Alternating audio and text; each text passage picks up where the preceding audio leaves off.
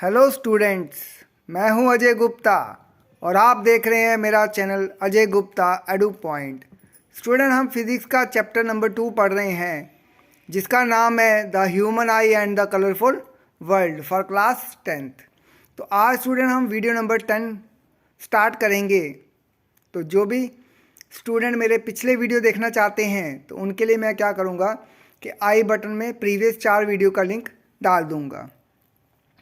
और जो भी स्टूडेंट मेरे चैनल पे पहली बार आए हैं और या फिर मेरा वीडियो पहली बार देख रहे हैं तो उनसे मेरी रिक्वेस्ट है कि चैनल को सब्सक्राइब कर लें। और अगर आपको वीडियो अच्छा लगता है तो वीडियो को लाइक, कमेंट और शेयर ज़रूर करें। और जो भी स्टूडेंट पहला चैप्टर लाइट के वीडियो देखना चाहते हैं मेरे, उनके लिए मैं क्या करूँगा कि एंड स्क्रीन पर मैं लाइट चैप्टर की प्लेलिस्ट लगा दूँगा।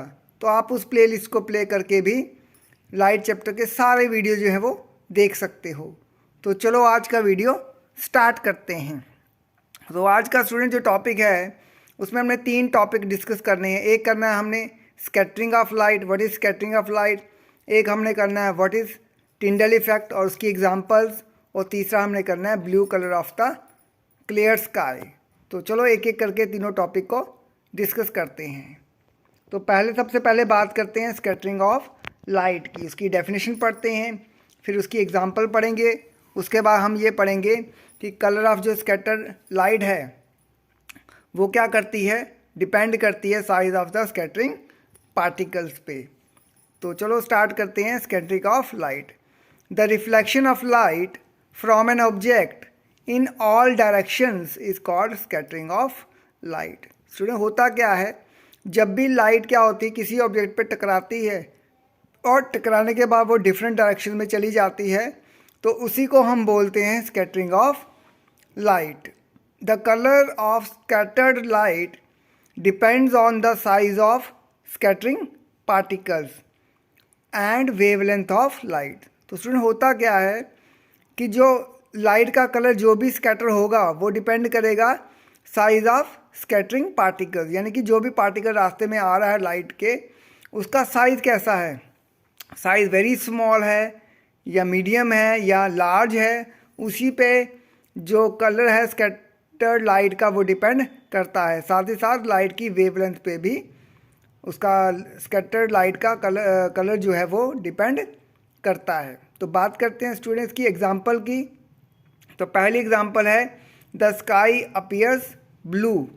तो ये आपको वेरी शॉर्ट में क्वेश्चन में भी आ सकता है या एमसीक्यू में भी आ सकता है कि जो स्काई है वो ब्लू होती है, वो किसकी वजह से होती है, due to scattering of light. उसका आंसर आ जाएगा due to scattering of light.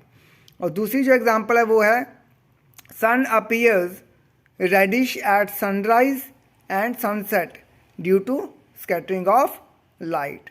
जो सूरज जो है सुबह और शाम के वो जो लाल दिखाई देता है वो भी स्टूडेंट किस वजह से होता है, किस कारण से होता है, वो भी स्कैटरिंग ऑफ लाइट की वजह से ही होता है। तो ये आपको वेरी शॉर्ट या एमसीक्यू में 1 मार्क्स के लिए पूछा जा सकता है। अब बात करते हैं student, the colour of scattered light depends on the size of scattering particle. कि किस कलर की लाइट स्कैटर होगी वो डिपेंड करेगा कि जो स्कैटरिंग पार्टिकल है जिस पे लाइट टकरा रही है जिस पार्टिकल पे, उसका साइज़ कैसा है। तो इसके 3 पॉइंट हैं। पहले पॉइंट में if particles are very small they mainly scatter blue light shorter wavelength की। तो अगर स्टूडेंट पार्टिकल का साइज बड़ा कम है, बड़ा छोटा है, तो वो क्या करेगा, ब्लू लाइट को स्कैटर करेगा और ब्लू लाइट की वेवलेंथ जो है वो कम होती है।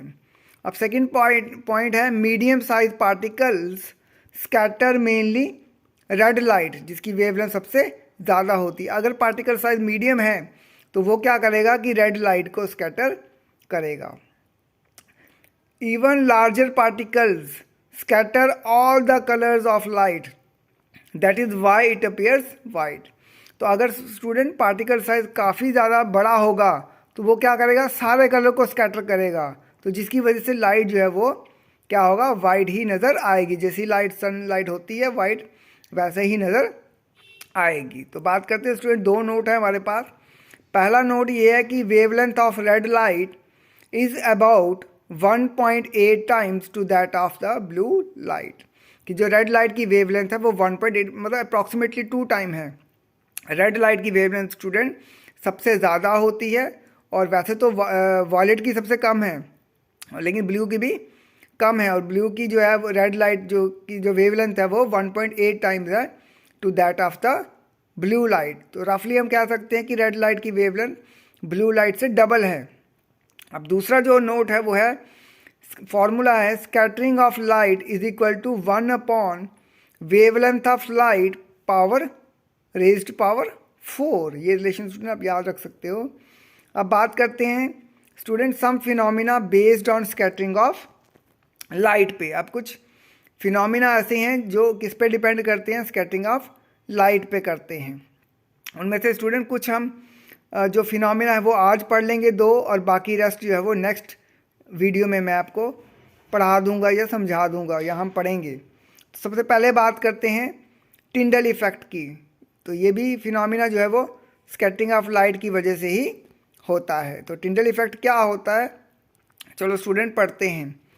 The phenomena of scattering of light by colloidal particles is known as Tyndall effect.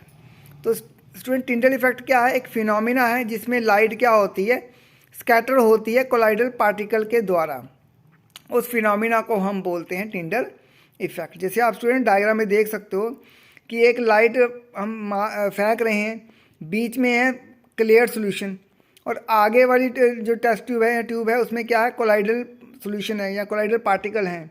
तो कोलाइडल पार्टिकल से जब क्लियर सॉल्यूशन से जा रही है तो लाइट दिखाई नहीं दे रही है, लेकिन जब वो कोलाइडल पार्टिकल से जा रही है तो लाइट हमें नज़र आ रही है। इसी को हम बोलते हैं टिंडल इफ़ेक्ट।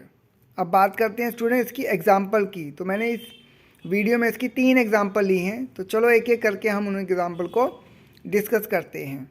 तो सबसे पहली जो एग्जांपल है student, when sunlight passes through canopy of trees in dense forest tiny water droplets in mist scatters light. Student आप डायग्राम में देखो कि ये घना जंगल है, और घने जंगल में क्या हो रहा है, जो सनलाइट है वो घने जंगलों से पेड़ों से पास हो रही है। तो जैसे ही पास हो रही है तो आप देख रहे हो इसमें क्या हो रहा है, लाइट विजिबल हो रही है, लाइट की डायरेक्शन हमें नज़र आ रही है। जनरली हमें सनलाइट दिन के टाइम पे नज़र नहीं आती है, तो ये जो लाइट हमें नज़र आ रही है ये टिंडल इफ़ेक्ट की वजह से ही नज़र आ रही है। अब बात करते हैं स्टूडेंट सेकंड एग्जांपल की। When headlight beam comes through fog and mist, the path of beam become visible due to scattering of light by these particles। आप स्टूडेंट देख रहे हो ये गाड़ी जो है वो बाहर फॉगी कंडीशन है, उसमें गाड़ी चल रही है, जहाँ ड्राइवर चला रहा है।